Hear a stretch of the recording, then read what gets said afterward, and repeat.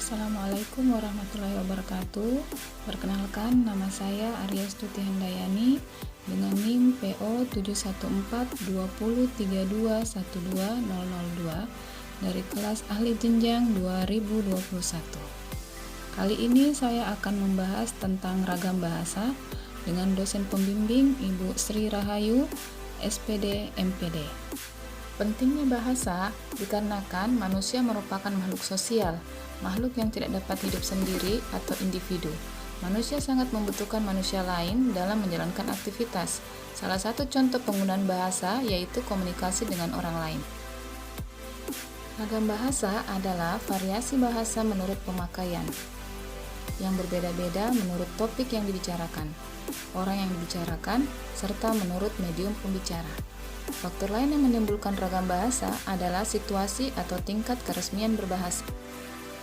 Macam-macam ragam bahasa dibagi menjadi 3 bagian. Pertama, menurut cara berkomunikasi, itu dibagi menjadi dua bagian. Yang pertama, ragam lisan, kedua, ragam tulisan. Kemudian yang kedua, berdasarkan cara pandang penutur dibagi menjadi 4 bagian, yaitu ragam dialek, yang kedua ragam terpelajar, ketiga ragam resmi, keempat ragam tak resmi. Bagian ketiga berdasarkan pesan komunikasi, yang pertama ragam hukum, ragam sastra, ragam sosial dan fungsional, ragam politik, dan ragam jurnalis.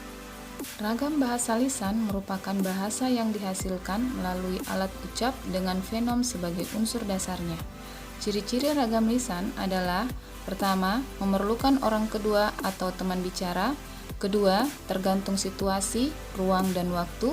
Ketiga, tidak harus memperhatikan unsur gramatikal, namun memerlukan intonasi serta bahasa tubuh. Keempat, berlangsung cepat. Kelima, sering dapat berlangsung tanpa alat bantu. Keenam, kesalahan dapat langsung dikoreksi. Ragam bahasa tulisan adalah bahasa yang dihasilkan dengan menggunakan rangkaian huruf sebagai unsurnya.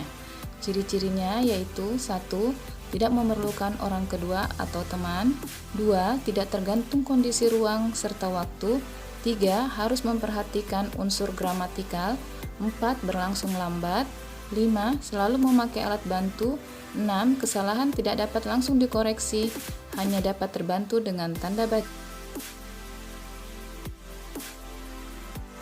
Bahasa baku adalah bahasa standar atau pokok yang kebenaran dan ketetapannya telah ditentukan oleh negara. Baku berarti bahasa tersebut tidak dapat berubah setiap saat. Baku atau standar adanya keseragaman. Ciri-ciri ragam bahasa baku: pertama, memiliki sifat kemantapan dinamis. 2. Memiliki sifat kecendikiaan. 3. Keseragaman Fungsi bahasa baku: pertama, fungsi pemersatu.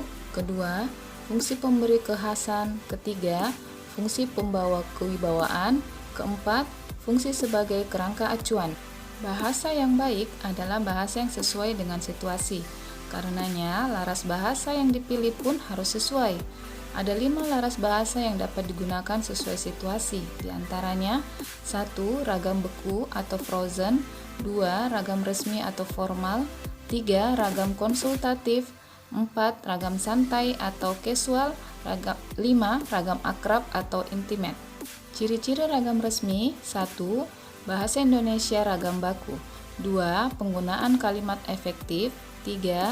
Menghindari makna ganda. 4. Penggunaan kata dan istilah yang bermakna hiasan. 5. Menghindari penonjolan pesona dengan tujuan menjaga keobjektifan isi tulisan. 6. Adanya keselarasan dan keruntutan antar preposisi dan antar linea. Sekian pembahasan dari saya. Terima kasih.